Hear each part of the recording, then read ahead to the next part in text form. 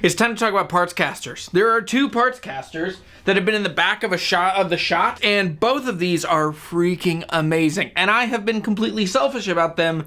Here's why. I haven't made a video on these so that I can lengthen the amount of time I get to play these two guitars. But let's talk about Partscasters. Let's talk about Rich Allen vintage guitars. And let's talk about 5 reasons why you should at least consider building your own Partscaster.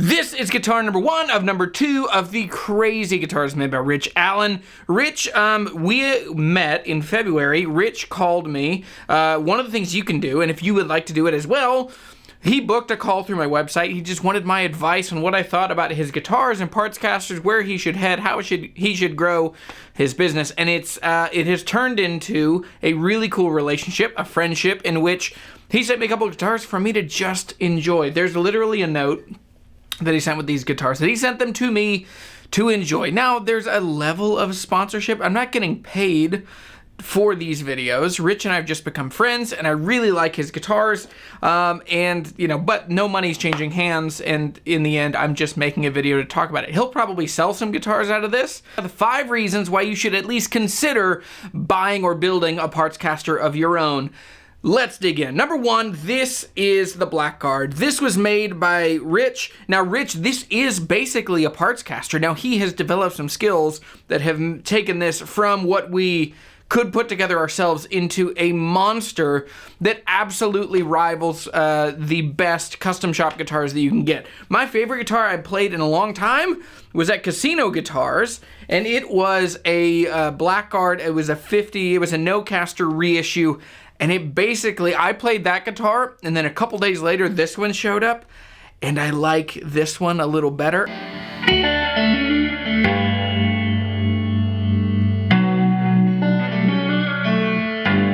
I also like that the other one was like $4,300, $4,500.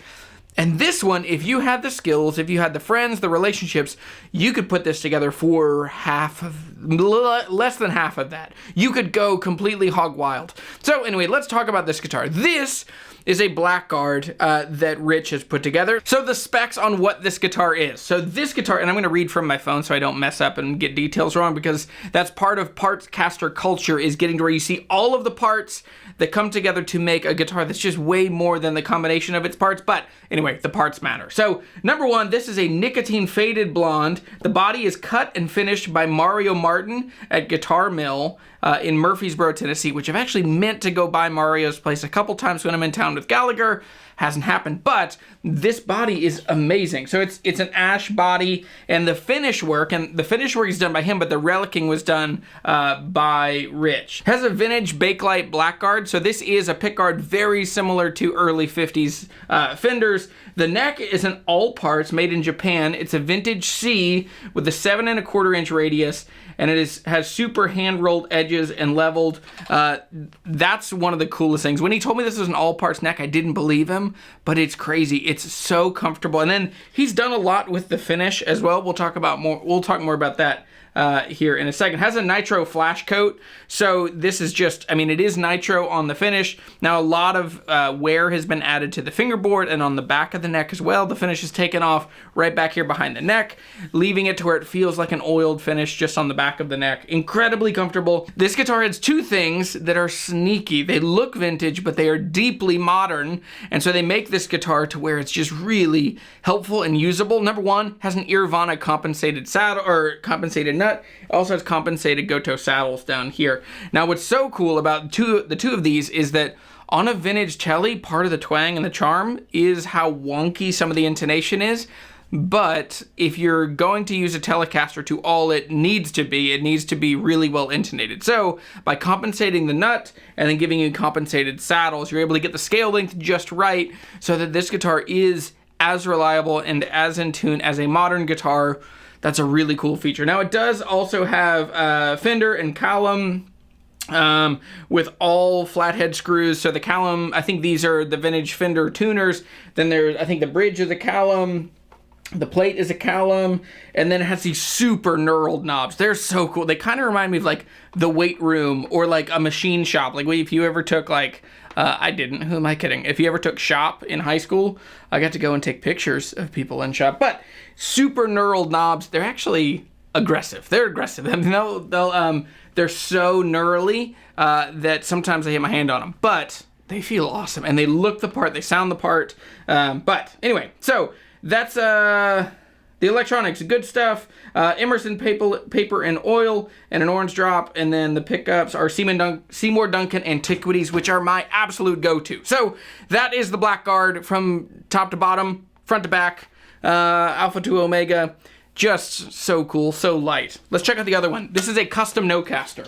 So this is a custom no-caster from Rich as well. Now this guitar this is the other end of Partscasters. This is where you get to be deeply custom, completely unlike anything else. So this has no pore fill, it's an ash body. I think this is also made by Mario. Let me check the specs on the no-caster. So this is a butterscotch finish. The body is cut and finished by Mario Martin in Murfreesboro, Tennessee. It's a one-piece ash body, vintage radius, broadcaster, no hot dog routing, obviously because there's no pick guard, so you don't have the hot dog route right here. But as you look at this guitar, you see other things going on, like all of this high-end, ridiculous engraving on this guitar that is so unbelievably cool. It feels very Western, very honky-tonk. Now, both of these have the controls reversed, so you have volume and tone, and then the pickup selector in the back, which is a really cool feature, and it helps you, for me, it helps me do a lot of things that I love about Tellys, those volume swells and all of that kind of, the more fun, stylistic kind of playing that you would do with a Telecaster or an Esquire. So, high-end engraved parts from Eldorado Customs. The neck is also all parts Japan. It's a C. So it's the same neck basically as the other one, but this has a gloss finish on it. There hasn't been.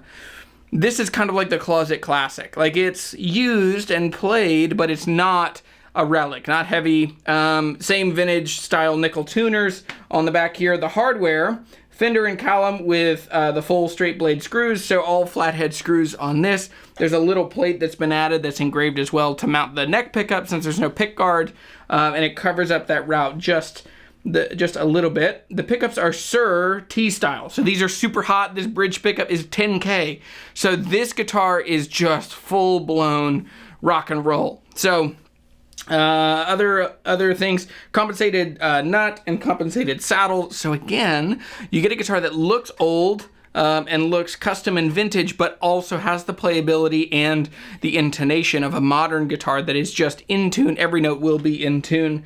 Yes, control plate is switched as well. So let me plug this in and play it.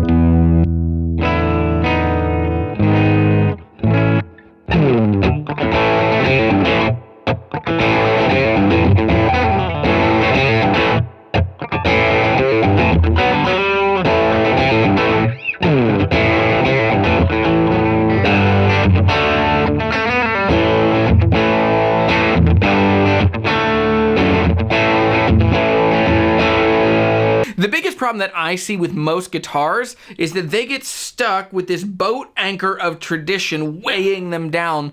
And so, Partscasters are gloriously free from that. Reason number one is you get exactly what you want. I think the biggest problem for most guitars is that they just get stuck in tradition. It's cool, but it also weighs these things down. And so, when you do a Partscaster, you get to just dream and be free and get to pick whatever you want. You say, I want no pickguard, I want no pore fill, I want to see the wood grain through it, I want to have cool engraved metal on this, I want to have a super hot bridge pickup, but I also want it to sound and play like a modern guitar. So I'll have a clean kind of new finish, and then I'll do a compensated nut, I'll do compensated saddles, so the guitar is intonated the whole way up and down, but it looks cool and funky, and there will never be another one like it. That is the coolest part for me. Number one, you get exactly what you want.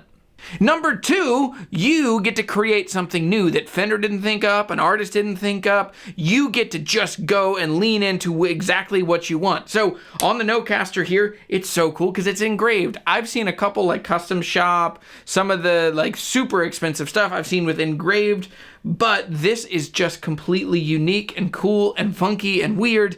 And so you get to create something completely new, and it's so liberating and free. The third reason, and it feels pretty obvious, is that you will save lots of money. Now, my favorite guitar I mentioned, I went a couple weeks ago and I played, to me, what is the best kind of blackguard I've ever played. It was at Casino Guitars.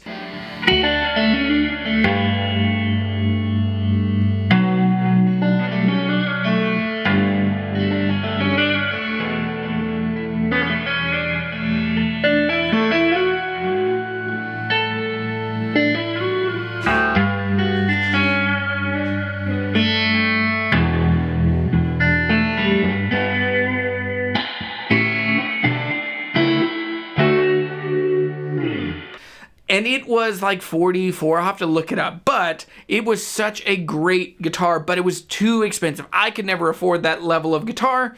And so with a Partscaster, you get to save a ton of money and get way more guitar. And even if you get crazy, you get to where you get the world-class kind of level of parts, and you will get a much better quality of guitar than you would ever get to afford. Now, how are you saving money off that? You're saving money off of your labor is cheaper than their labor. But also your skills are less than their skills. We'll get there. But with this, you're going to save money because you're putting it together and you're not having to pay someone who has the expertise and the experience and the knowledge to put those together. But they're not actually that hard to put together. So number four, you will learn new skills as you're putting these guitars together. And that's the biggest thing. Now, prepare your heart and mind and soul, wallet, marital relationship, your familial relationships, your band relationships, because you're not an artisan. You're not a fully blown luthier yet. I remember the first Partscaster I ever built. A dear friend of mine, Mark, built a black walnut telly body for me, and it was amazing. It was so beautiful, and I don't know why I painted it Daphne blue or Sonic blue, and anyway, covered all that beautiful walnut up. But I remember it being a place where I just didn't know what I was doing, and I flubbed up. I messed up. And so basically I hadn't located the bridge yet, but I put the neck on, and it was this whole like, well, do I guess on what the neck angle should be this way, or which I now know the answer. When I was 20 years old, I didn't know the answer. And so I ended up putting the guitar together, and the whole bridge was about a 1/16 of an inch down south. Anyway, you live, you learn, you make some mistakes, but you will learn new skills. You're going to learn how to, sand and finish and do fret work and fret leveling and set stuff up and set the truss rod and cut a new nut. You're going to learn all these skills, and they are so invaluable because back to point 3, you will continue to save money the more you develop your own skill set, and it's really cool how you learn. Now, like I said, you're going to have to prepare your heart, soul, mind, relationships, all of that stuff, because you're going to make mistakes, so be gracious with yourself when you make mistakes. But Rich is way down the road from us. He did this checking and the finish himself. That's a thing that I've considered doing. I've never done myself, but he has nailed it. This is a guitar I don't ever want to give back. Rich, can I have this guitar? Come on. Number 5, you are going to learn things about yourself.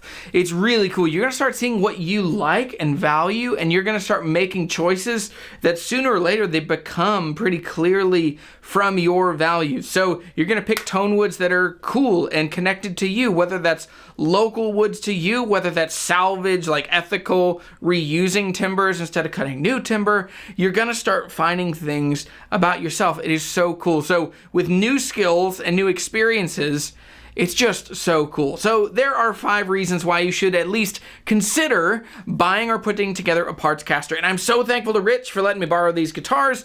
They are both amazing. There will be links to his stuff in the description down below. Please go to his website, check out the guitars. Also, go follow him on Instagram. He is he's a very quick friend, and he's an amazing guitar builder. And this is the best Blackguard I've ever played. And I'm gonna have to check my bank account and talk to Rich. So thanks for watching. I'm Jeremy. I'm the Guitar Hunter.